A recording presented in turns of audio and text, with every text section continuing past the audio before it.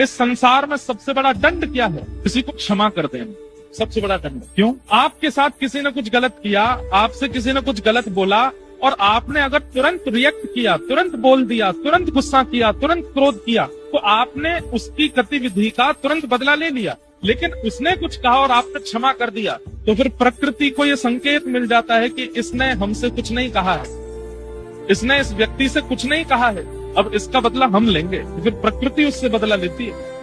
इसलिए क्षमा। किसी ने कुछ गलत किया, किसी से कोई अपराध बना, आपसे किसी ने अभद्रता से बात की या कोई भी प्रकार की क्रिया हुई, आप उसको क्षमा करो। ठीक है भैया, कोई बात नहीं, हमारी गलती है, तुम प्रसन्न रहो, तुमने हमारे लिए ऐसा बोला, हमारे परिवार के लिए ऐसा बोला, हमारे बच्चों के लिए ऐसा बोला, कोई बात नहीं, हम क्षमा मांगते हैं, तुम ऐसे ही रहो। बस क्षमा करके चले गए वहां से।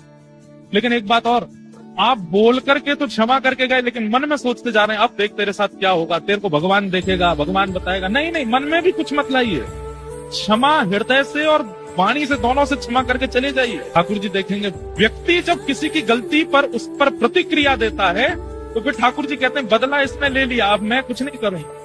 लेकिन व्यक्ति अगर खुला छोड़ दिया जाए गलती करने के बाद भी, तो फिर प्रकृति उससे बदला लेती, और प्रकृति जो बदला लेती है वो हम कभी नहीं ले सकते। मंच से मुझे बोलना नहीं चाहिए, कई लोगों के शायद हृदय को बुरी लगे ये बात। तो प्राकृतिक बदला कैसा होता है पता है? आने वाली पीढ़ी की बुद्धि विकृत हो जाएगी, बुद्धि नाश हो जाएगी, आपके द्वारा कमाया गया धन, आपके द्वारा कमाई गई इज्जत, आपके द्वारा कमाया गया जो कुछ भी है, सबका नाश करने लगेंगे, आपकी बिल्कुल नहीं सुनेंगे, बच्चे आपके हाथ से चले जाएंगे, आप उनकी भली की बात कहोगे, आपको वो दुश्मन की तरह देखने लगेंगे।